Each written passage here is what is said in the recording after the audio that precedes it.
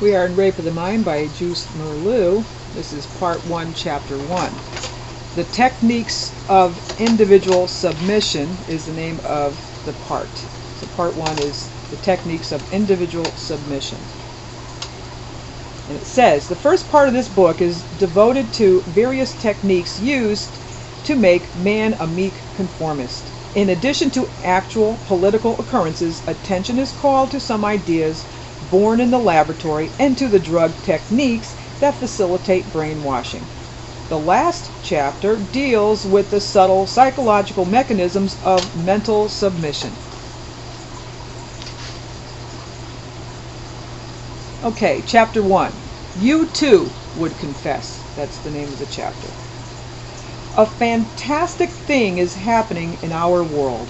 Today, a man is no longer punished only for the crimes he has in fact committed. Now he may be compelled to confess to crimes that have been conjured up by his judges, who use his confession for political purposes. It is not enough for us to damn as evil those who sit in judgment. We must understand what impels the false admission of guilt. We must take another look at the human mind in all its frailty and vulnerability. The enforced confession. During the Korean War, an officer of the United States Marine Corps, Colonel Frank H. Schwabel, was taken prisoner by the Chinese communists. After months of intense psychological pressure and physical degradation, he signed a well-documented confession that the United States was carrying on bacteriological warfare against the enemy. The confession named names, cited missions, described meetings and strategy conferences. This was a tremendously valuable propaganda tool for the totalitarians. They cabled the news all over the world. The United States of America is fighting the peace-loving people of China by dropping bombs loaded with disease-spreading bacteria in violation of international law. After his repatriation, Colonel Schwabel issued a sworn statement repudiating his confession and describing his long months of imprisonment. Later, he was brought before a military court of inquiry. He testified to his own defense before that court. I was never convinced in my own mind that we, in the 1st Marine Air Wing, had used bug warfare. I knew we hadn't, but the rest of it was real to me, the conferences, the planes, and how they would go about their missions. The words were mine, the colonel continued, but the thoughts were theirs. That is the hardest thing I have to explain, how a man can sit down and write something he knows is false, and yet to sense it, to feel it, to make it seem real. This is the way Dr. Charles W. Mayo, a leading American physician and government representative, explained brainwashing in an official statement before the United Nations.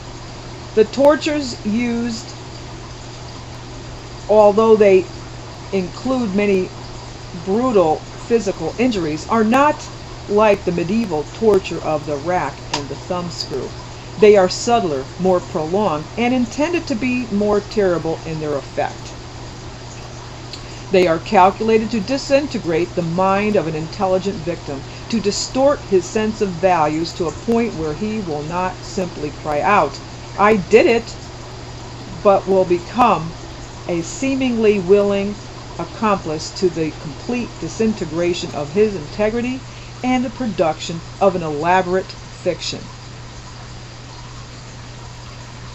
The Schwabel case is but one example of a defenseless prisoner being compelled to tell a big lie. If we are to survive as free men, we must face up to this problem of politically inspired mental coercion with all its ramifications. It is more than 20 years since psychologists first began to suspect that the human mind can easily fall prey to dictatorial powers.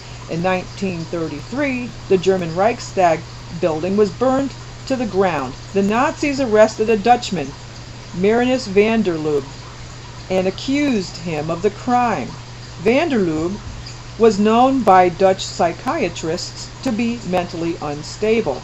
He had been a patient in a mental institution in Holland, and his weakness and lack of mental balance became apparent to the world when he appeared before the court. Wherever the news of the trial reached, men wondered, can that foolish little fellow be a heroic revolutionary, a man who is willing to sacrifice his life to an ideal? During the court sessions, Van der Lubbe was evasive, dull, and apathetic. Yet the reports of the Dutch psychiatrists described him as a gay, alert, unstable character, and that gay does not mean homo, it means gay as in light-hearted and happy. A man whose moods changed rapidly, who liked to vagabond around, and who had all kinds of fantasies about changing the world. On the 42nd day of the trial, Van der Lubbe's behavior changed dramatically. His apathy disappeared. It became apparent that he had been quite aware of everything that had gone on during the previous sessions. He criticized the slow course of the procedure. He demanded punishment, either by imprisonment or death. He spoke about his inner voices. He insisted that he had his moods in check. Then he fell back into apathy. We now recognize these symptoms as a combination of behavior forms, which we can call a confession syndrome. In 1933, this type of behavior was unknown to psychiatrists. Unfortunately, it is very familiar today and is frequently met in cases of extreme mental coercion. Van der Lubbe was subsequently convicted and executed. When the trial was over, the world began to realize that he had merely been a scapegoat. The Nazis themselves had burned down the Reichstag building and had staged the crime and the trial so that they could take over Germany. Still later, we realized that Van der Lubbe was the victim of a diabolically clever misuse of medical knowledge and psychologic technique, through which he had been transformed into a useful passive meek automaton, who replied merely yes or no to his interrogators during most of the court sessions. In a few moments, he threatened to jump out of his enforced role. Even at that time, there were rumors that the man had been drugged into submission, though we never became sure of that. And then there's a note below, and it says, the psychiatric report about the case of Van der Lubbe is published by Bonhoeffer and Zutt.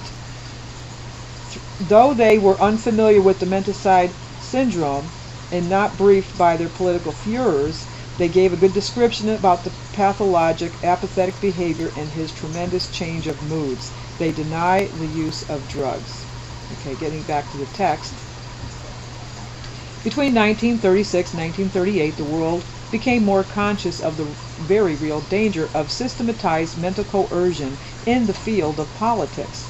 This was the period of the well-remembered Moscow Purge trials. It was almost impossible to believe that dedicated old Bolsheviks, who had given their lives to a revolutionary movement, had suddenly turned into dastardly traitors.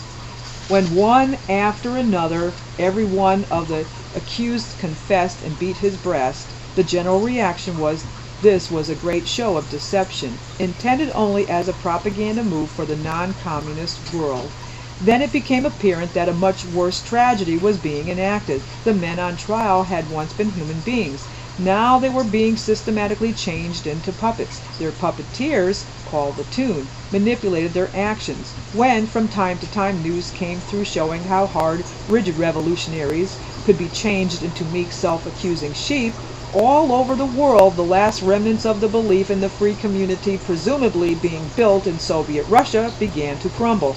In recent years, the spectacle of confession to uncommitted crimes has become more and more common.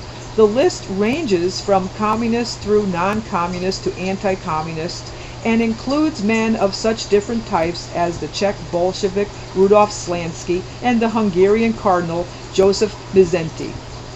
And I will stop it right there, and we will pick up with video number 2 of chapter 1.